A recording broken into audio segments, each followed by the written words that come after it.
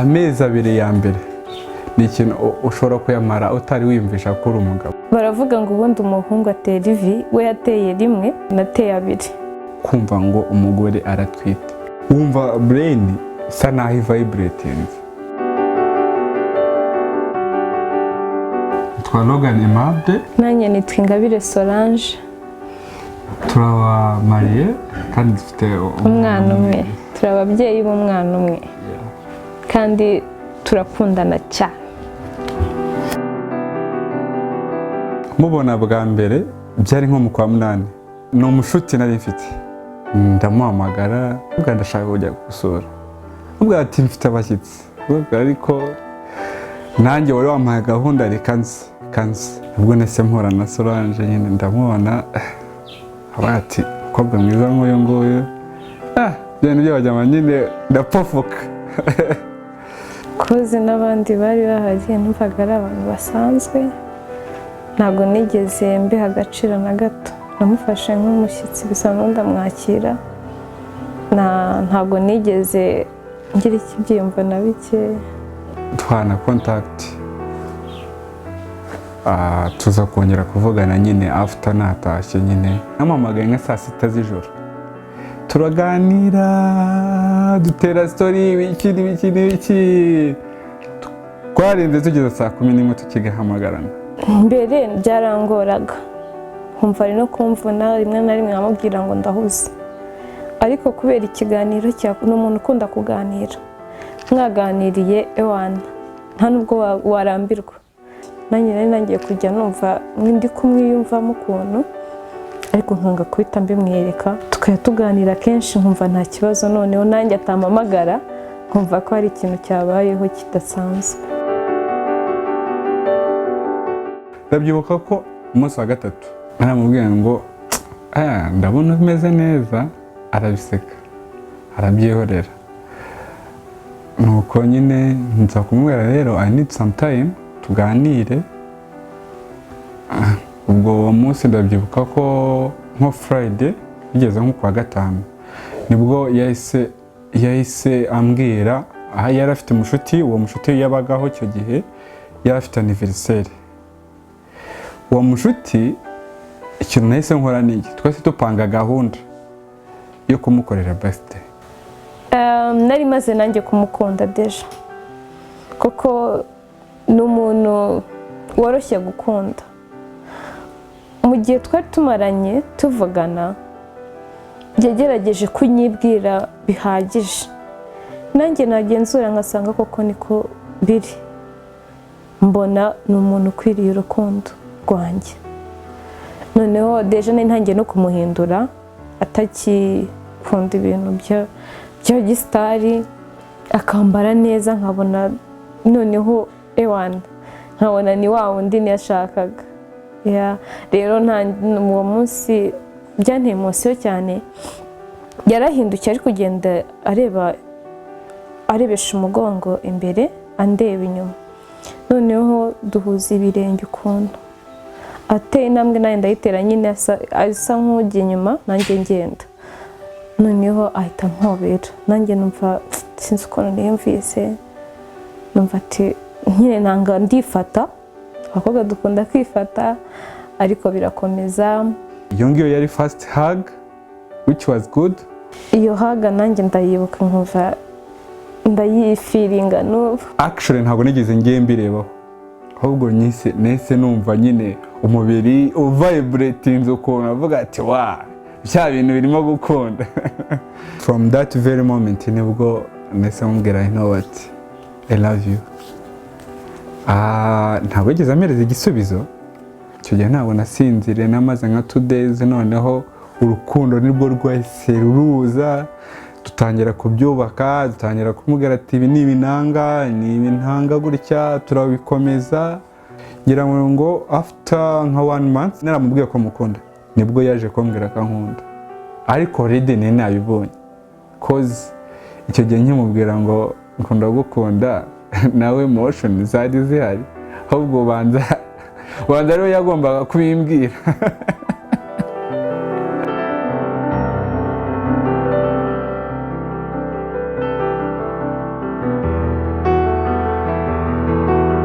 igihe nari mfite igihe cyo kuvuga ngo ndashaka gukora proposal. Ibyo bintu byarangoye cyane, byarangoye ku buryo utabyumva, kuko ndabyibuka neza. Noneho ubwo twarakundanaga, ariko ngifite iyo gahunda yo kuvuga ati reka ntere ivi, n'ubundi tumaranye igihe kinini, kandi this is the time yo kugira ngo noneho bya bintu tubyubake neza bikomere. Nari mfite ubwoba yuko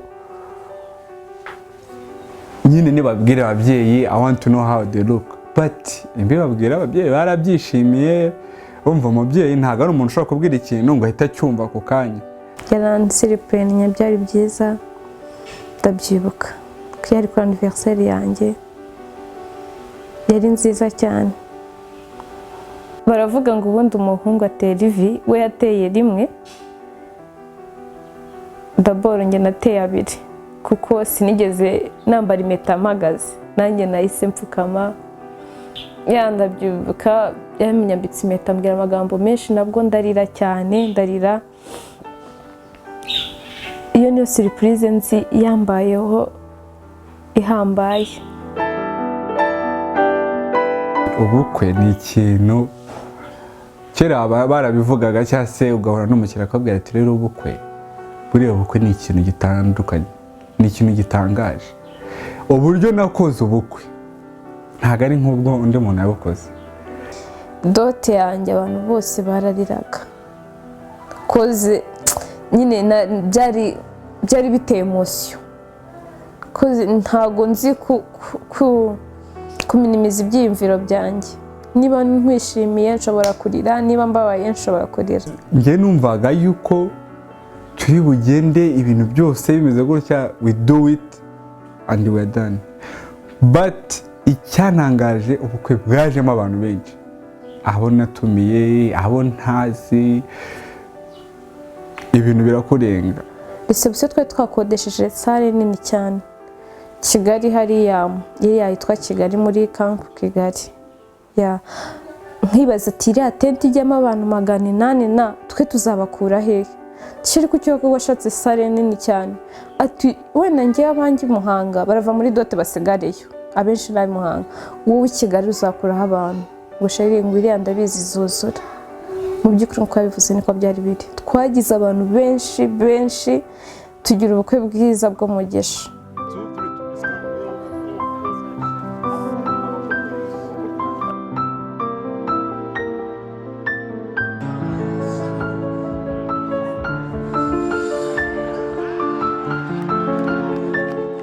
Ibintu bijyanye n'urugo rero ni ibintu bigora. Buri muntu wese yinjira mu rugo akabona ibintu bishyashya bitandukanye n'ibyo iwanyu bahuye nabyo, n'iby'inshuti zabo zahuyemo.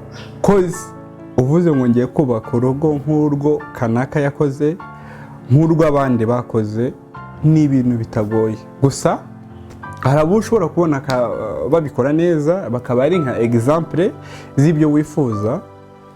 Ntabwo navuga ko 100% ibintu byose bigenda nk'uko abandi babigenza. Urugo ni ikintu gitandukanye. Urugo ni ikintu gisaba kwihangana, especially nk'iyo uvuye mu busore.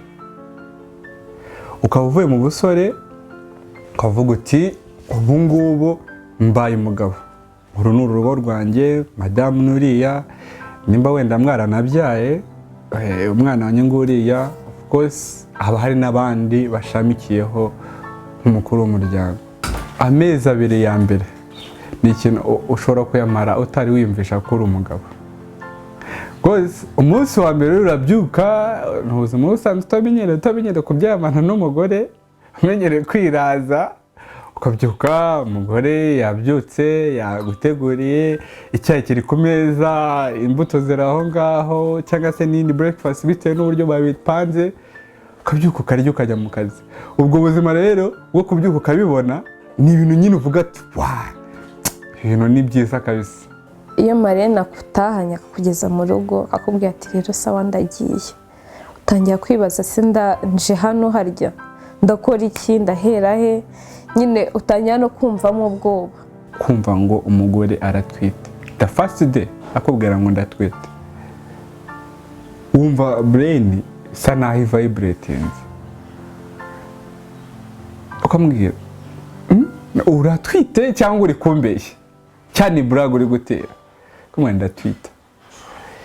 nkimara kumenya ko ntwite deja ntabwo nabimenye nkitwita.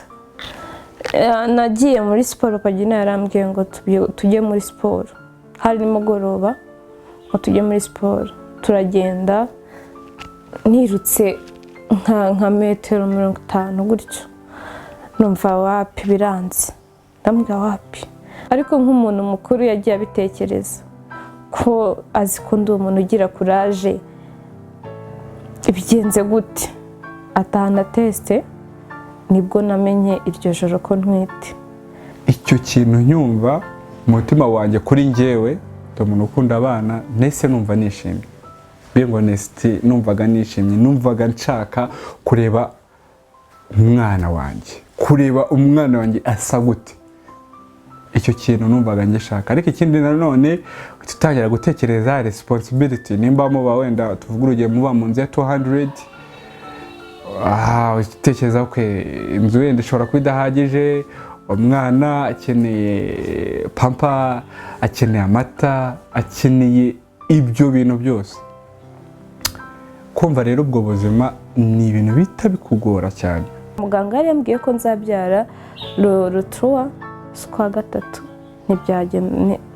Noneho papa Junior akanga ko njya mu kazi, agira ngo ati genda ubwire muganga aguhembereho. Papa Junior yangaga gusohoka, amusora ati sohoka hano n'ababyeyi, undi ati nanjye ndi umubyeyi, atoye hano n'aho abamama, none se umugore wanjye ndamusiga, akabatesha umutwe. Arangije agezeyo baramusohora, bari kumusohora muganga amufashe mu bitugu, ndarahindukira amubwira ngo sheri ngumva ngwihangane, ngo nubyara neza ndakugurira indege.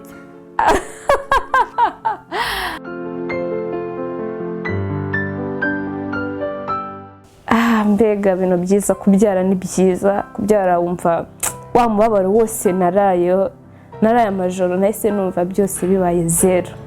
Umunezero burya wa mbere ni urubyaro, noneho bikarenzaho kuruta kuba ari umuryango uri hamwe mufite urugo deja navuga rwuzuye. Inama nagira umuntu ushaka gukora urugo, baravuga ngo ni amata n'ubuki. Urugo ntabwo ari amata n'ubuki. Urugo ntabwo ari ijuru rito, ahubwo urugo ni irindi shuri. Niba umuntu yize segonderi akiga kaminuza akiga masters, urugo narwo ruri hejuru y'ayo mashuri.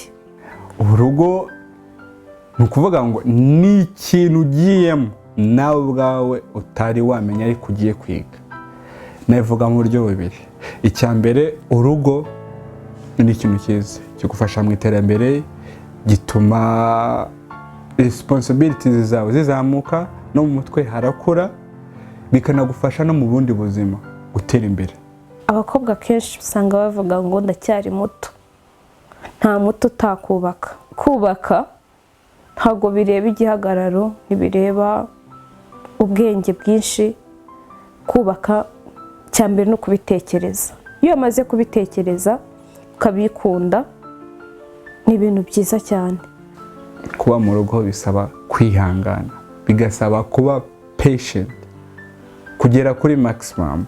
Muri make inama nagira buri muntu ari we wese ni ukubanza kubikunda akabishaka, kandi nagerayo Imana izamuha umugisha urenze. Imana itanga umugisha cyane cyane ikawohe ihera igiye gutanga umugisha ihera ku ngo. So nkaba nagira inama umuntu wese ugiye kubaka urugo, ntugendere kuri kanaka, but hashobora kuba role model, uburyo wabonye bubaka urugo rwabo, uburyo wenda bakora relationship, ushobora gukopia gatoya nka maybe 10% of it, not 100%.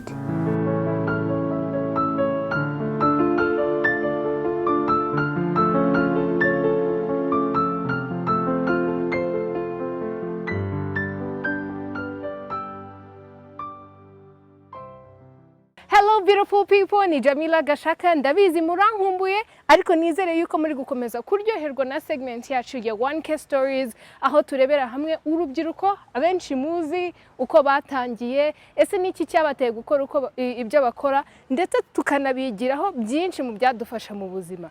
Mushonje muhishiwe rero mukomeze gukurikirana 1K Stories zacu, hari abenshi muzaba mutazi ariko bazagira icyo babungura. Mukomeze mudukurikirane kuri Twitter, Instagram, ndetse mu liking, comment and subscribe on our YouTube channel. Keep in touch.